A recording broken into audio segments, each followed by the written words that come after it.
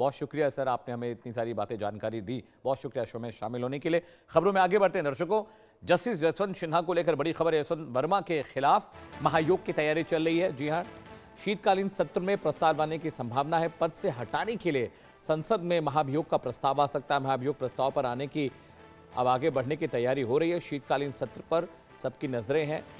आपको याद होगा जस्टिस यशवंत वर्मा के घर पर कैश मिला था जली हुई अवस्था में, जिसके बाद इन्वेस्टिगेशन हुई, जांच पड़ताल हुई, जिसमें इन पर आरोप साबित होते दिखाई दे रहे थे। जी हां, इस वक्त की बड़ी खबर, जस्टिस यशवंत वर्मा के खिलाफ महाभियोग की प्रक्रिया चलाई जाएगी संसद में और शीतकालीन सत्र में इसे लाया जा सकता है। कॉन्स्टिट्यूशन ऑफ इंडिया के में जो राइट्स, लीगल राइट्स, उसके मुताबिक किसी भी जज को हटाने के लिए महाभियोग लाना पड़ता है संसद के भीतर। तो जस्टिस यशवंत वर्मा के घर की तस्वीरें आपको याद होंगी, जब इनके गार्ड्स क्वार्टर में, इनके घर पर दिल्ली में लुटियंस में इनका घर था, वहां पर बड़े पैमाने पर 500 की जली हुई नोट मिली और वो करोड़ों की तादाद में थी, जो टोटल अमाउंट मेजर किया गया था। तो उसके बाद इनका ट्रांसफर इलाहाबाद कर दिया गया, प्रयागराज, और उसके बाद इन पर लगातार इन्वेस्टिगेशन चलती रही। अब इन पर महाभियोग चलाने की प्रक्रिया की बात सामने आ रही है। संसद में इस पर चर्चा हो सकती है और शीतकालीन सत्र पर सबकी नजरें टिकी हैं। क्या वहां पर महाभियोग लाकर इनको पद से हटाया जाएगा? जस्टिस यशवंत वर्मा पर महाभियोग की तैयारी चल रही है। इस वक्त की बड़ी खबर आपको बता दें, दिल्ली में जब यशवंत साहब पोस्टेड थे यहाँ पर, तो इनके घर से बड़े मात्रा में कैश बरामद हुआ, 500 की बहुत सारी नोट जली हुई अवस्था मिली और उस वक्त जस्टिस वर्मा ने इसे सिरे से खारिज कर दिया था। उन्होंने कहा था कि इस नोट से उनका कोई ताल्लुक नहीं है, वो उस नोट के बारे में नहीं जानते।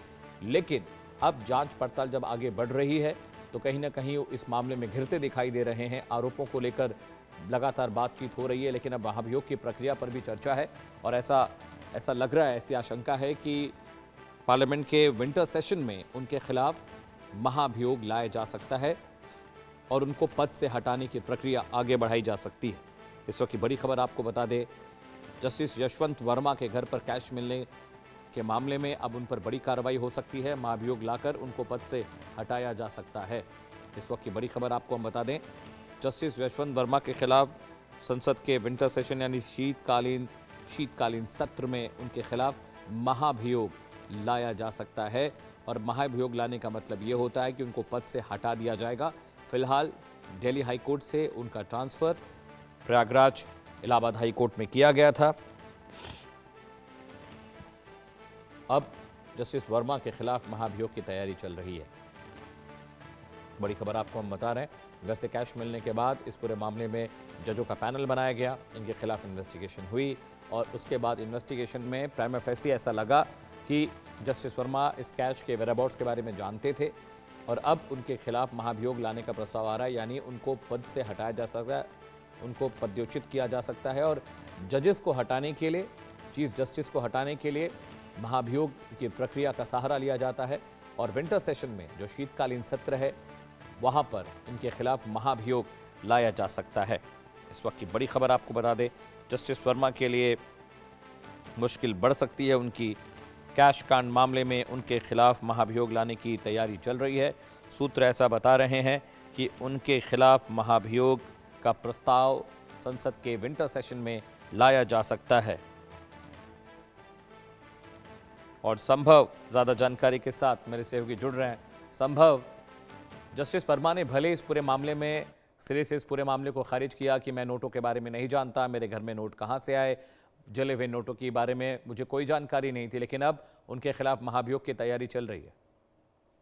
देखिए, महत्वपूर्ण है ये रिपोर्ट अपने आप में और रिपोर्ट में जो खुलासे हैं, 126 पन्ने की ये जो रिपोर्ट है ये अपने आप में महत्वपूर्ण है और इसमें 3 पॉइंट्स पर मेजर बात की गई है और तीनों पॉइंट्स में कहीं ना कहीं जस्टिस यशवंत वर्मा जिन्होंने रिजाइन दे दिया है, उन पे 3 आर्टिकल 1, 2 और 3 के तहत जो फाइनल, जी बिल्कुल जी, अंतिम जो निष्कर्ष है इस रिपोर्ट का वो ये है, समिति के निष्कर्ष, जो समिति निष्कर्ष निकाला है, 3 सदस्यीय जो समिति थी जो सुप्रीम कोर्ट के सिटिंग जज हेड कर रहे थे, उन्होंने ये कहा है कि आरोप थे और उनमें तीनों आर्टिकल साबित हुए हैं और बिना स्पष्टीकरण वाली जो करेंसी की मौजूदगी है और जो साक्ष्य हैं उन्हें सुरक्षित ना रखने और उसमें हस्तक्षेप करने और टालमटोल वाले और भ्रामक स्पष्टीकरण दिए जाने की इस रिपोर्ट में बात की गई है। अब मैं इन 3 आर्टिकल की बात कर लेता हूं जो फाइनल सबमिशन में दिए गए थे। आर्टिकल जो पहला आर्टिकल है उसमें यह कहा गया था, समिति ने पाया कि जस्टिस यशवंत वर्मा के आधिकारिक आवास जो कि 30 तुगलक क्रेसेंट था उस समय, उसके स्टोर रूम में बड़ी मात्रा में 500 रुपए के नोट मिले जिसका कोई संतोषजनक स्पष्टीकरण नहीं मिला। ये अपने आप में इंपॉर्टेंट है। और साथ ही साथ समिति ने भी माना है कि स्टोर रूम में जो आधिकारिक आवास का हिस्सा था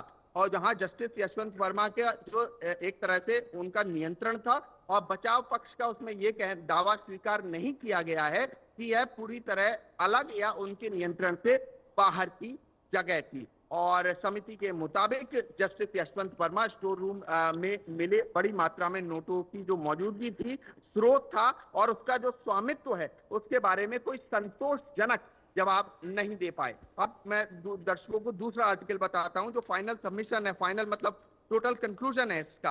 आर्टिकल 2 जो है उसमें इसमें समिति ने कहा है कि आग बुझाने और फर्स्ट जो रिस्पांस था उसके बाद स्टोर रूम की सफाई की गई, जबकि अधिकारियों द्वारा देखी गई करेंसी को सुरक्षित या इन्वेस्टिगेशन के लिए दर्ज नहीं किया गया। समिति ने यह माना है कि साक्ष्यों को संरक्षित ना करने और घटनास्थल में बदलाव को रोकने में विफलता के आधार पर आर्टिकल साबित होता है। और तीसरा और सबसे महत्वपूर्ण, मैं बस 30 सेकंड में से कंक्लूड करूंगा। टेक योर टाइम जी।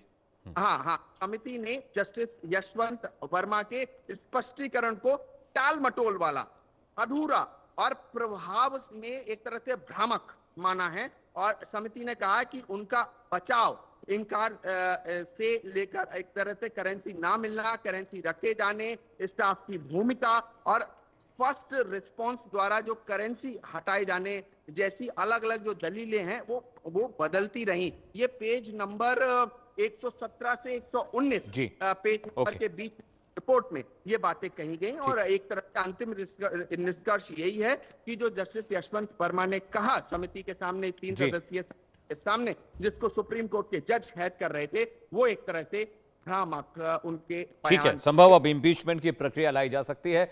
बहुत शुक्रिया मेरे लीगल कॉरेस्पॉन्डेंट संभव शर्मा, आपको जानकारी दे रहे थे इस पूरे मामले में। वक्त एक ब्रेक का है दर्शकों, लेकिन लौट रहे हैं कुछ और बड़ी खबरों के साथ। कहीं जाएगा।